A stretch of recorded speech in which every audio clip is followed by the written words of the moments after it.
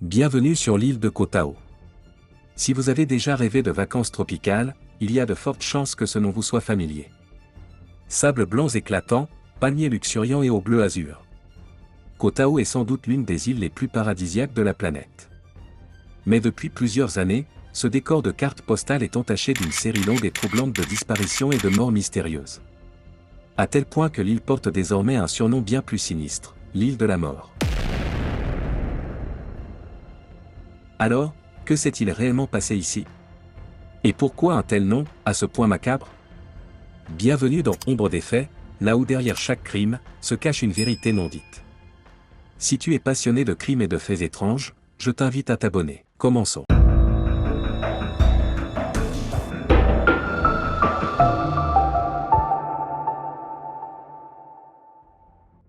Bienvenue en Thaïlande, le pays du sourire.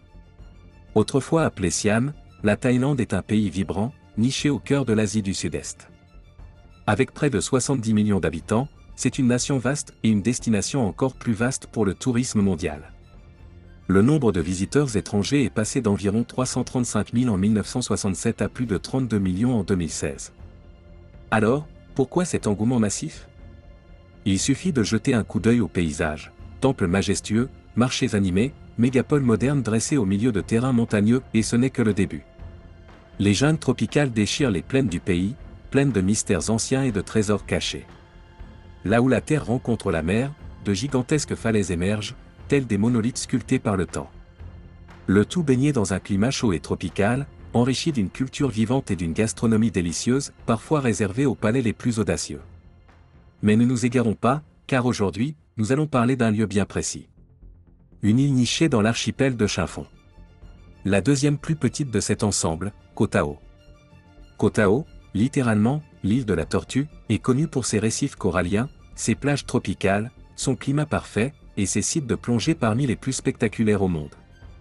Ces dernières années, elle est aussi devenue un véritable repère pour les touristes occidentaux en quête de fêtes, de détente, et parfois même, de tortues marines qui viennent y pondre leurs œufs. Sable chaud sous les pieds, ambiance électrisante mais décontractée, Koh Tao a tout du paradis insulaire. Pourtant, avec à peine 21 km² de superficie et plus de 300 000 visiteurs par an, l'île peut vite devenir bondée. Et c'est peut-être pour cela que, le matin du 1er janvier 2014, les habitants furent profondément choqués par une macabre découverte. Le corps sans vie d'un touriste, trouvé sur l'île. Nick Pearson, un jeune homme de 25 ans originaire du Derbyshire, en Angleterre, fut retrouvé mort au pied d'une falaise d'environ 15 mètres dans l'une des bailles de Koh Tao. En vacances avec sa famille pour les fêtes de fin d'année, Nick profitait du Nouvel An sur l'île, un lieu qu'il connaissait bien, puisqu'il s'y rendait pour la 7e fois. Il aimait profondément la Thaïlande. La veille de sa mort, après avoir dîné avec ses parents, ils se rendirent ensemble au Chow PS Bar & Grill, avant de marcher jusqu'à Sere Beach pour les feux d'artifice du Nouvel An. Vers 1h du matin, ils décidèrent de regagner leur bungalow. Nick, qui en possédait un à lui, fut vu par son père en train de se coucher. Graham lui souhaita bonne nuit, puis retourna dans son propre logement. Mais au matin, aucun message, aucun signe de vie. Après avoir vérifié son bungalow, ses parents réalisèrent que Nick n'y était pas. Un silence pesant s'installa, jusqu'à ce que le personnel de l'hôtel vienne leur annoncer une terrible nouvelle, Nick avait été retrouvé mort. La police locale, sans tarder, conclut à un accident. Selon eux, il avait chuté et s'était noyé. Mais lorsque ses parents identifièrent le corps au temple local, quelque chose ne collait pas. Une large entaille figurait sur le crâne de Nick, une blessure qui ne correspondait pas à une simple chute. De plus, son visage était maculé de sang séché. Il n'était pas du genre à sortir se baigner seul, encore moins fatigué en pleine nuit. Plus troublant encore, aucune investigation ne fut menée, ni sur le lieu où le corps avait été retrouvé, ni dans son bungalow. Ses parents, anéantis, furent également mis en garde par des habitants locaux, mieux valait garder le silence.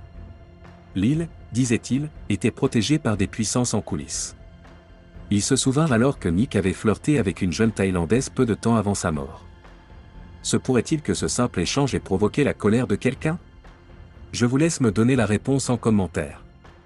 Nick fut rapatrié au Royaume-Uni la semaine suivante.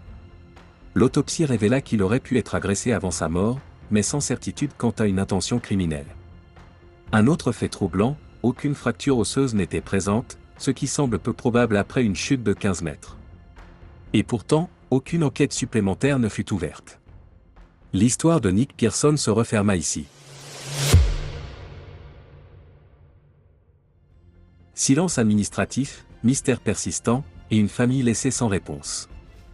Ce n'était malheureusement pas la première fois que Koh Tao faisait face à une mort mystérieuse. Car, même dans les lieux les plus paradisiaques, la mort, qu'elle soit accidentelle ou volontaire, semble parfois s'immiscer dans l'ombre. Les premières rumeurs de meurtres et de morts étranges remontent aux années 1990. Mais ce n'est que bien plus tard, à l'ère d'Internet, que ces récits commencèrent à se faire entendre au-delà des plages de sable blanc. Il est difficile de remonter avec précision aux cas antérieurs à 2012, tant les informations manquent. Mais cette année-là, en août, un autre nom s'ajouta à la liste, Ben Harrington. Responsable informatique britannique, Ben trouva la mort dans la nuit du 30 août 2012. Son corps fut retrouvé entre sa moto accidentée et un poteau électrique. Pour les autorités thaïlandaises, la cause était simple, un accident, un cou brisé. Mais l'autopsie menée au Royaume-Uni raconta une autre histoire. L'aorte de Ben avait été rompue, une blessure compatible avec un choc, certes, mais aussi avec d'autres hypothèses beaucoup plus inquiétantes. Le détail le plus troublant, son portefeuille, sa montre et son argent ne furent jamais retrouvés. Avait-il été attaqué? Dévalisé? S'agissait-il d'un vol opportuniste, ou bien était-ce l'élément déclencheur de sa mort? 2 ans plus tard, en 2014, ce fut Nick Pearson, dont nous avons déjà retracé l'histoire, qui trouva à son tour la mort dans des circonstances obscures. 17 mois séparent les affaires de Ben et de Nick. Mais à partir de là, le rythme des drames sur Koh Tao allait s'accélérer. En septembre 2014, Koh Tao allait être le théâtre de ces meurtres les plus tristement célèbres, projetant soudain l'île sous les projecteurs internationaux. Il s'agit bien sûr des meurtres de Hannah Wheatridge et David Miller.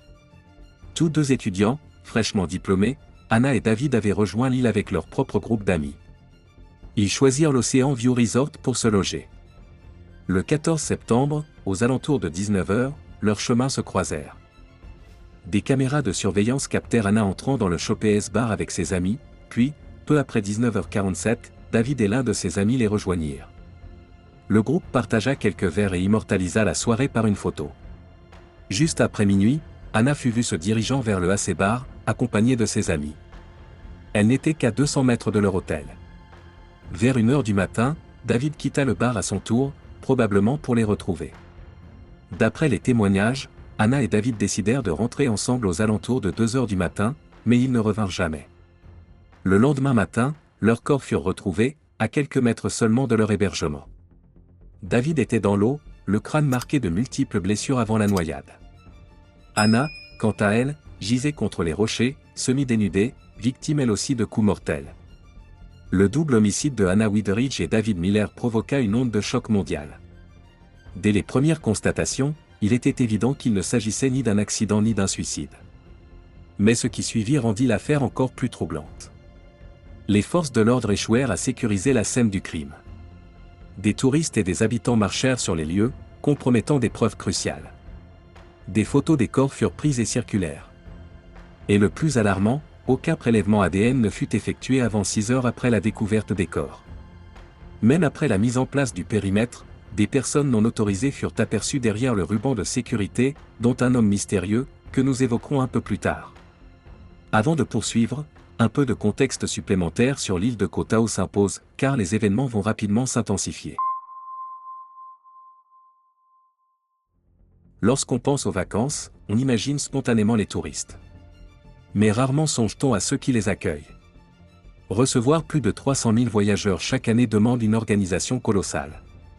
L'île compte pourtant à peine 1500 résidents permanents. Et bien que certains soient thaïlandais, la majorité des travailleurs qui assurent les services touristiques viennent du Myanmar, anciennement la Birmanie. Aucun de ces travailleurs birmans ne possède de commerce sur Koh Tao. D'ailleurs, certains ne disposent même pas des documents légaux leur permettant d'y travailler. En vertu de la loi, toute entreprise doit être détenue à hauteur de 51% par un citoyen thaïlandais. Alors, à qui reviennent les 49% restants?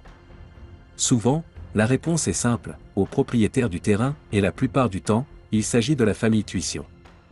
Les Tuition sont une famille extrêmement riche, présente sur l'île depuis les débuts de son développement.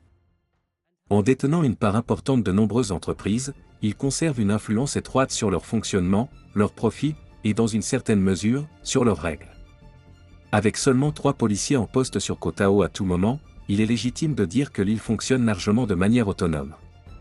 Et lorsque la famille Tuition est aussi puissante, son influence peut parfois aller bien au-delà des normes habituellement admises. Un exemple frappant, lors du double meurtre de Hannah Witteridge et David Miller, Montreux Tuition, membre de la famille, fut vu derrière le cordon de sécurité, sur la scène du crime même. Il n'avait pourtant aucune autorité pour s'y trouver. Coïncidence troublante, il possédait également l'AC-bar, où les 2 victimes avaient passé la soirée. Depuis longtemps, des rumeurs évoquent une prétendue « mafia de Koh Tao ». Après la mort de Hannah et David, ces soupçons se sont amplifiés. Bientôt, une image de vidéosurveillance montra ce qui semblait être Montreux, présent aux abords de la scène du crime cette nuit-là. Il quitta aussitôt l'île, avant de disparaître. Pendant ce temps, la police n'avait toujours aucun suspect. Les tensions montèrent. Des témoignages firent état de blessures, marques, brûlures, ecchymoses sur des migrants birmans. Plusieurs allégations de torture commencèrent aussi à émerger. Mais le 2 octobre 2014, 16 jours après le double homicide, la police annonça une avancée, des images avaient capturé 3 hommes à scooter près des lieux. Ils furent identifiés comme Momon, Zauna et Wefio. Arrêtés pour suspicion de meurtre, il fallut moins de 24 heures pour que Zauna et Wefio avouent les crimes. Les autorités orchestrèrent alors une reconstitution publique des meurtres. Mais 5 jours plus tard, les 2 accusés se rétractèrent officiellement, ils affirmaient avoir été torturés pour avouer. Les doutes se multiplièrent. L'analyse ADN révéla que les empreintes prélevées sur l'arme du crime ne correspondaient ni à Zauna, ni à Wefio. Encore aujourd'hui, ce profil ADN reste sans identité. Lors du procès, on souligna aussi que la scène du crime n'avait pas été sécurisée, qu'aucun médecin légiste accrédité n'était intervenu, et que l'ADN retrouvé sur les rochers et les vêtements de Hannah n'avait jamais été testé. Malgré cela, la veille de Noël 2014, Zauna et Wefio furent jugés coupables et condamnés à mort pour les meurtres de Hannah Witteridge et David Miller. Cette décision suscita une indignation internationale. Même la sœur de Hannah la condamna. Le groupe Anonymous déclara une guerre numérique contre le gouvernement thaïlandais, accusé de protéger l'image du tourisme au détriment de la vérité et de la justice. La corruption au sein de l'État et de la police thaïlandaise était déjà une réalité connue. Mais cette affaire renforça cette perception.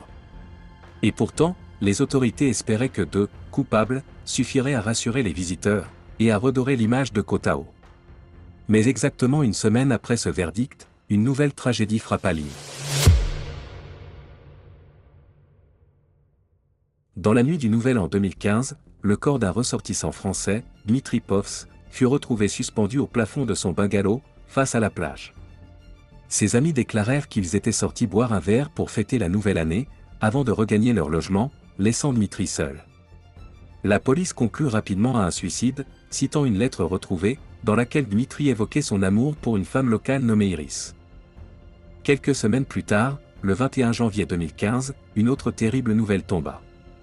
Christina Hansley, une écrivaine britannique de 23 ans, fut retrouvée morte dans sa chambre au InTouch Resort. Les autorités thaïlandaises affirmèrent n'avoir trouvé aucun signe d'agression, et attribuèrent sa mort à une interaction entre des antibiotiques et de l'alcool. Pourtant, aucun test toxicologique ne fut pratiqué pour confirmer ce diagnostic. Statistiquement, il est extrêmement peu probable de décéder d'un mélange de pénicilline et d'alcool. Le dernier homme à l'avoir vue en vie, pourtant identifié sur les caméras de surveillance, ne fut jamais interrogé. Pire encore, les images ne furent jamais rendues publiques. Un policier affirma que le bungalow dans lequel elle avait été retrouvée appartenait à Montreux Tuition, le même homme lié au bar fréquenté par David et Hannah. À cause du délai excessif dans la restitution du corps, aucune autopsie ne put être pratiquée au Royaume-Uni. Seulement 4 semaines plus tard, le 16 février 2015, une autre affaire éclata. Valentina Novozenova, une touriste russe de 23 ans, disparut d'une auberge de jeunesse à Koh Tao. Elle avait réservé quelques jours plus tôt, mais son absence prolongée alarma le personnel. En pénétrant dans sa chambre, ils y retrouvèrent son téléphone, son passeport, son argent et son appareil photo, mais aucune trace de Valentina. Elle semblait s'être volatilisée. Les caméras en état de marche ne montraient rien. Les autres ne fonctionnaient mystérieusement pas. Encore aujourd'hui, nul ne sait ce qui lui est arrivé. En 5 mois à peine, Koh Tao fut le théâtre de 5 morts et disparitions supplémentaires. Et pour aucune d'elles, la piste criminelle ne put être écartée. Parmi les proches de David Miller figurait Sean McKenna. Resté sur l'île après le drame, Sean confia sa douleur à un employé de bar. Durant cette conversation, le propriétaire du bar, accompagné de 3 hommes, s'assit à ses côtés. Peu après, vers 3h30 du matin, Sean publia un message désespéré sur Facebook: « La mafia thaï essaie de me tuer. Aidez-moi. » Il prit en photo les hommes, les publia, et s'enfuit. Il lui aurait ordonné de se suicider, exactement comme dans le cas de Dmitri, un suicide en apparence.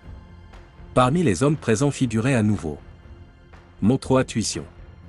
Sean courut se réfugier dans la jungle. Le lendemain matin, il quitta l'île.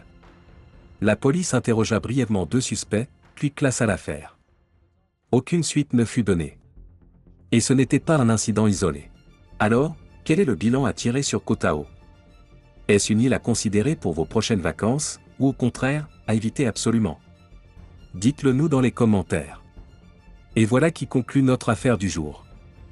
Merci infiniment d'avoir suivi cette vidéo. Si vous l'avez trouvée intéressante, n'oubliez pas de laisser un petit j'aime et à vous abonner à la chaîne si ce n'est pas encore fait. À bientôt.